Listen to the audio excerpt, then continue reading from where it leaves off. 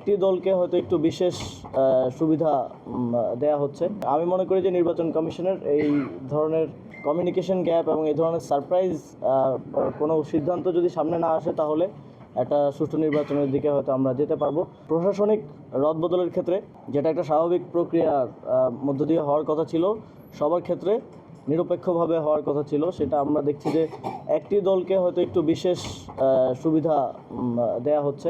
একটি নির্দিষ্ট দলের প্রার্থীকে শোকজ করলে সাথে সাথে ওই দিন বা পরের দিনের মধ্যে ওই অফিসার সেখান থেকে উইথড্র হয়ে যাচ্ছেন।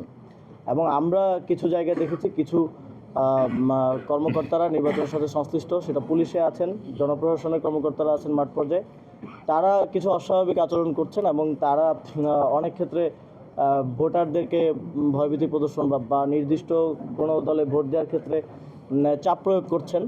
তো এবং বিভিন্ন ব্যবসায়ী গ্রুপকে তারা কল দিচ্ছেন, তারা কল দিয়ে প্রভাব বিস্তার করার চেষ্টা করছেন।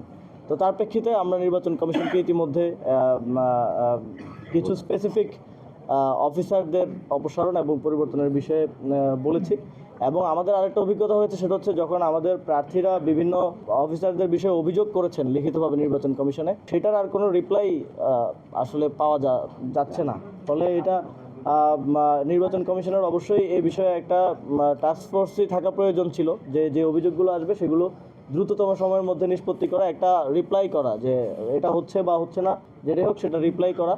এবং আমরা দেখেছি যে নির্বাচন কমিশনের এক্ষেত্রে যারা পুলিশ প্রশাসন আছে, জনপ্রশাসন আছে, নির্বাচন কমিশনের জানার সুযোগ নেই যে কোন অফিসারের ব্যাকট্র্যাক বা ব্যাকগ্রাউন্ড কী। তো সেক্ষেত্রে জনপ্রশাসন এবং স্বরাষ্ট্র মন্ত্রণালয়ের সাথে সমন্বয়ের ভিত্তিতে এই বিষয়গুলোতে দ্রুত সিদ্ধান্ত আমরা প্রত্যাশা করেছিলাম, যেটা আমরা পাই নাই।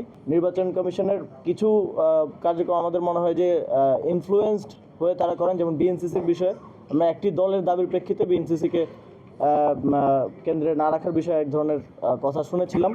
তবে তারা আজকে বলেছেন তারা এটা বিবেচনা করছেন এবং আমাদের এটা স্পষ্ট দাবি থাকবে যে বিএনসিসি যেন করে তারা কেন্দ্রে থাকে, যেহেতু এবারের নির্বাচনটা একটু ভিন্ন নির্বাচন হতে যাচ্ছে। সেক্ষেত্রে এক্সট্রা ফোর্স থাকলে সেটা আমরা মনে করি যে আইনশৃঙ্খলা পরিস্থিতি নিয়ন্ত্রণের ক্ষেত্রে কাজে দেবে।